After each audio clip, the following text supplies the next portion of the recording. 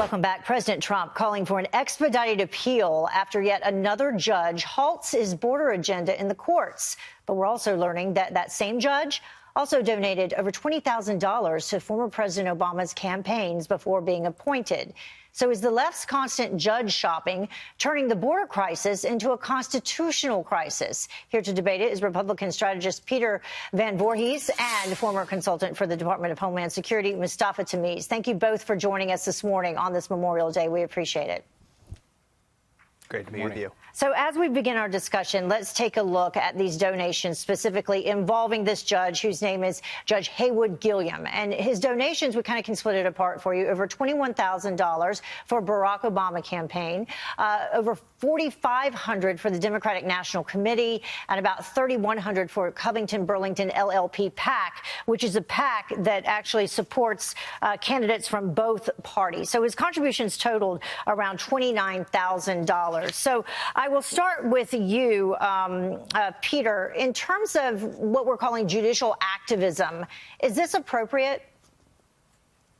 Well, it's entirely inappropriate. And remember, this isn't the only thing that's happened this week. There have been three Obama-appointed judges who also donated to the Obama campaign, who have now ruled against the Trump administration this week. And at the end of the day, when these are supposedly clear-cut constitutional issues, like this judge said, why are these Democrats filing cases in places like Oakland, like New York, like Washington, D.C.? It's not by accident. It's because they have no agenda in 2020. They have to do everything they can to shut down the president. And this is what they're going to do. And Mustafa, is this a way to, delay and defeat the border wall?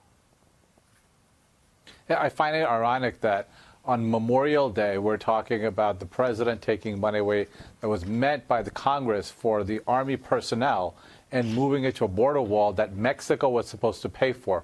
But putting that aside for a minute, look, the president should have learned this in the third grade, and we all did, which is the power of the purse is with the Congress, and it's a very clear separation of powers.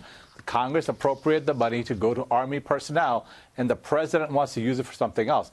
This is the presidency, not the imperial presidency of Donald Trump, and we all have to live under the Constitution, and President Trump's going to need to learn that. So, Peter, what is your answer to that? Because that is the argument coming from the Democratic side that, he doesn't have the right to move this money over. Who is politicizing the process? Argument. That's the constitutional argument. It's not a Democratic argument. It's the constitutional argument. I think the left likes to selectively adopt the term constitutional argument. Look, in 2007, you had Nancy Pelosi share a Washington Post article on her speaker's website, basically saying that half of Bush's judges were unqualified because of their supposed political connections. And now we have another clear constitutional case, supposedly, according to Judge Howard Gilliam. But at the same time, you have Democrats like Nancy Pelosi who are basically filing parallel cases to this same case in all these district courts trying to get national injunctions. And at the end of the day, you can cry constitutional foul all you want, but if you haven't stood for constitutional principles at all in your politics, why are you coming on here and talking about the Constitution? Mustafa, it does appear that they are what you could call judge shopping around the country to see where they can find a judge who will stop something, in the process.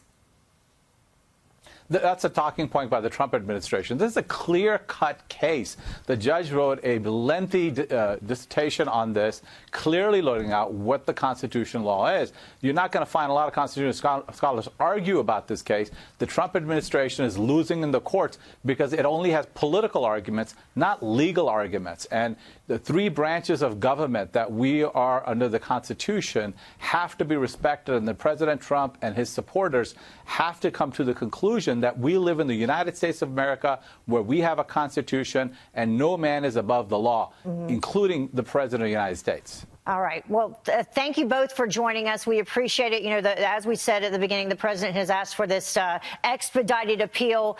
Peter, we lost his shot there, but thank him as well. Mustafa, we appreciate it.